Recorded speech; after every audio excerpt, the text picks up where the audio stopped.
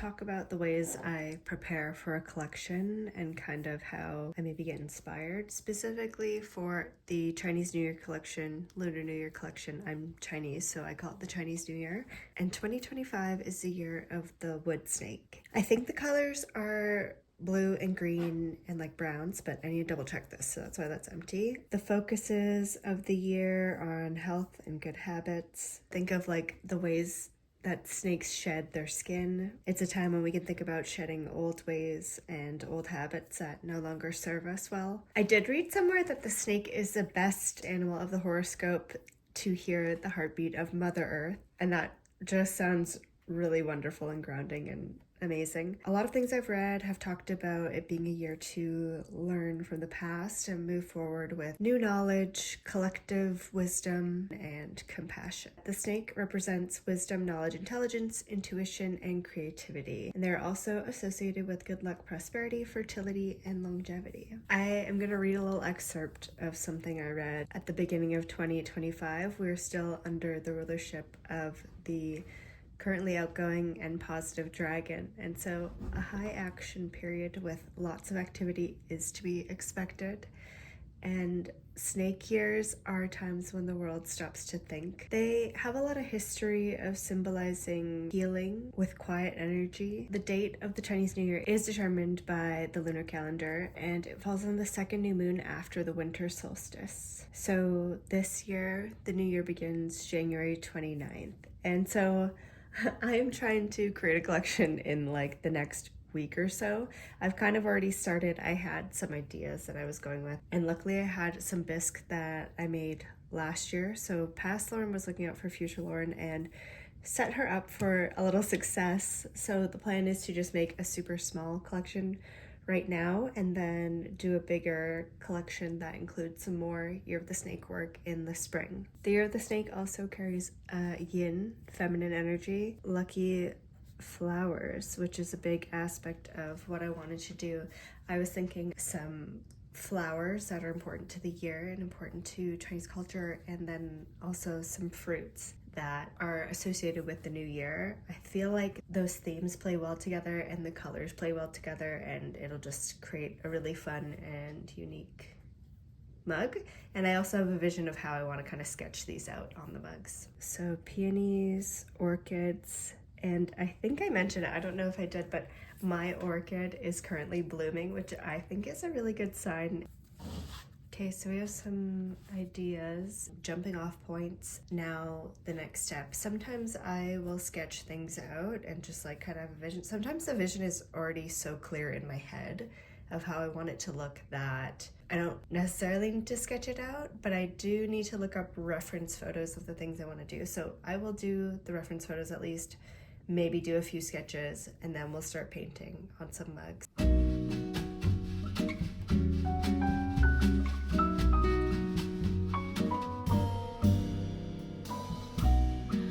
Quando o piano já não quer mais tocar e as teclas pretas não saem do lugar,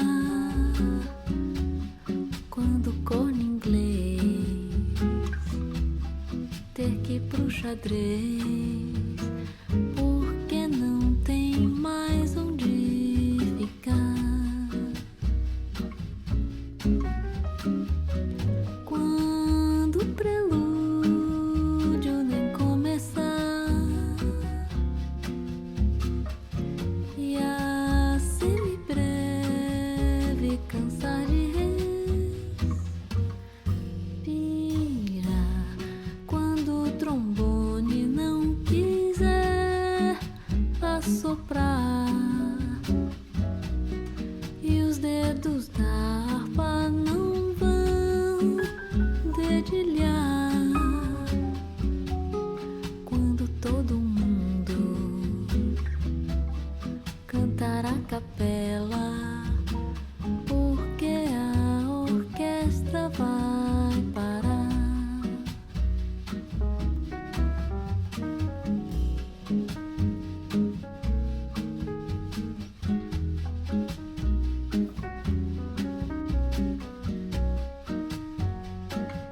these are the mugs that I've painted so far this morning. Some little flower details, some oranges, some little clouds, and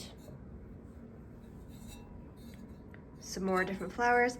I can't remember if I showed it yet, but I basically saved a bunch of images of flowers that are commonly good luck for Chinese New Year or Lunar New Year, and fruits as well. And then did some snakes, of course. I'm really excited to paint this one today. I think it's gonna turn out really cool. I am pretty sure I'm gonna do green snakes for one side and white snakes for the other side, just so then it's like you have an option. I don't know though, maybe I should do the same color for both sides and then just do accents. Maybe I'll just do white snakes. I think sometimes with like such a larger piece, I like for it to be a little more neutral with pops of color, so that's why I'm thinking white snakes and then colorful florals and fruit again around that one. So this was one of the first ones that I painted for this collection. I have a green snake here, and I did a really more detailed kind of lily, and my plan is to use an underglazed pencil to kind of sketch out the details for all of this after. Oh, I gotta do, actually that guy's not gonna have a time, but I love it. I do want to do another piece or two that has like a more realistic flower, just because sometimes it's kind of fun to switch up between more cartoony animated looking things and more kind of realistic depictions.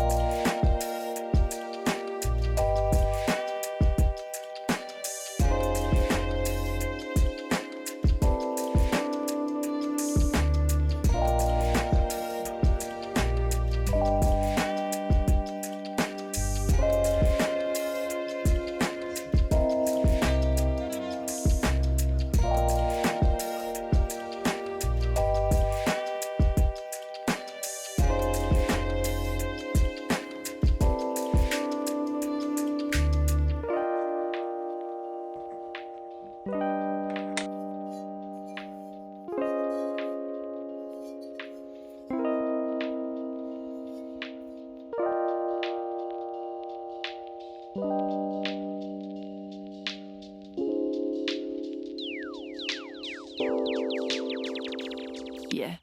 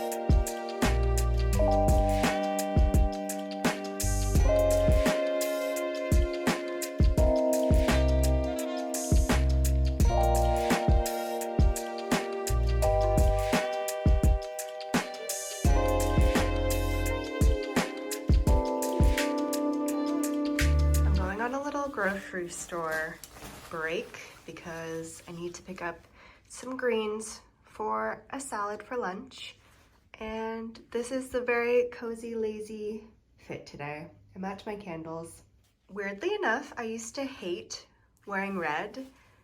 I think, like, as a kid, I think I felt like, and this is so weird to admit, I think I felt like it just made me seem way more Chinese, which sounds awful, but it was like at a time when I was really just trying to blend in with everybody else. So anyway, it feels really good to reclaim this color and feel very proud of my background as an adult. Yeah, I don't know, I've had such a complicated relationship with red for like a really long time. So maybe that's why I have so much red in my closet now. I actually think it does suit me quite well as well with my coloring, so that's fun. A fun little tidbit about me.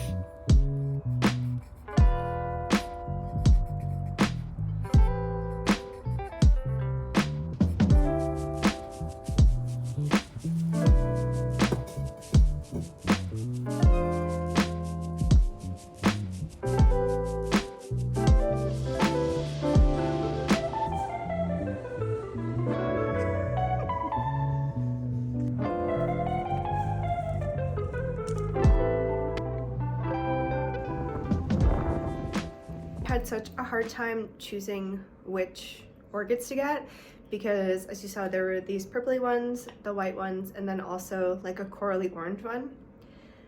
But I didn't want to get 3 because I felt like that was overkill, and they're like a little bit pricey because they're orchids. So I went with these 2. I'm gonna be using them as props for taking photos, so I thought these colors matched kind of what I had put on my mugs. I love them. What a fun pop of color to add to my house. And also this one has like 2 stalks, which is very exciting. This one has a bunch more blooms that are yet to bloom, and my OG one is still blooming right now. Actually, maybe I'll show you what that one's looking like. Whoa, so pretty.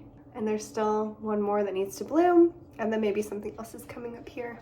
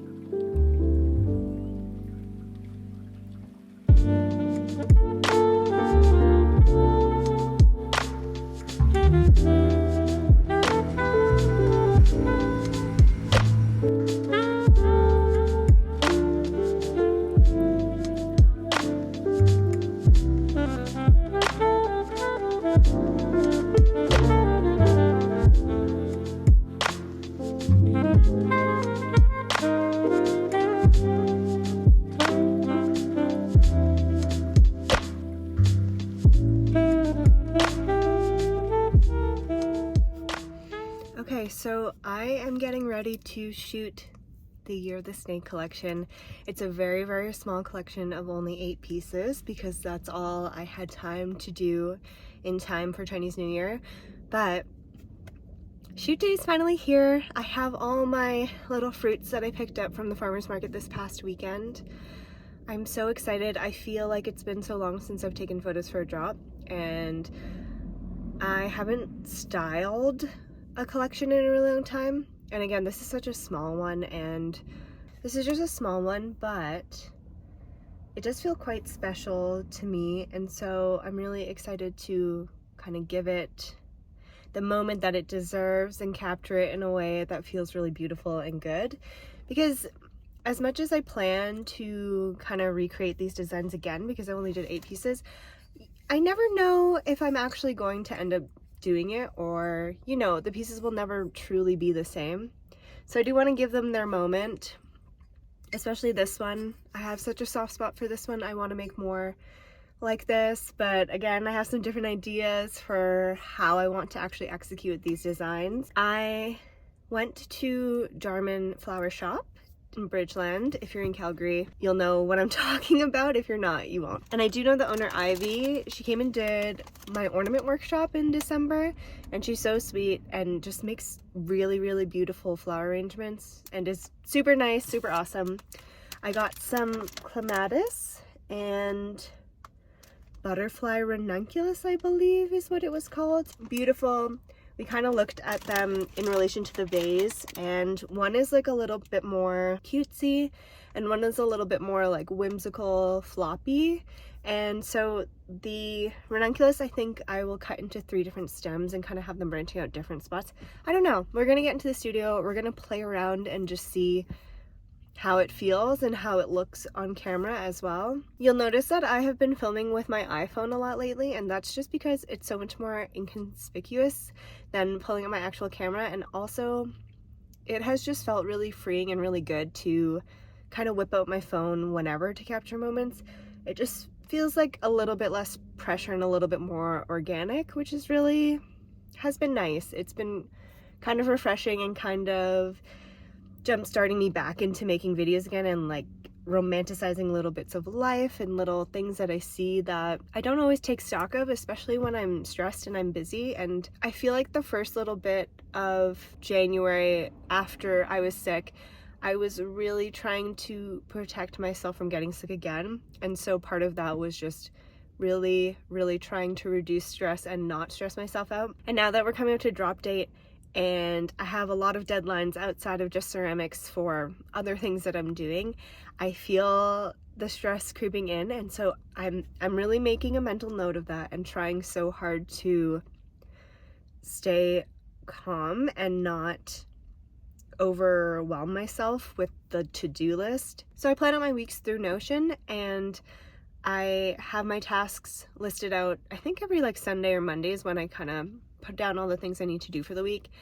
And for example, just today, I think I have 11 tasks to complete, and I am done 5 of them. Like, I'll write every little thing just so that even if I get something a little bit mundane done, like picking up Remy's food from the vet, I have a box to check and I feel like I accomplished something. But I also think that part of the managing stress is not having a list that long, because at the end of the day, if you haven't completed everything you wanted to complete, you do feel a bit guilty and you do feel a bit discouraged. At least that's how I feel. So I guess this is me just reminding myself to not do that to myself and try to space out my days a little bit more. When I do drops, it's always a little bit more frantic simply because I need to take photos on days when there is good light.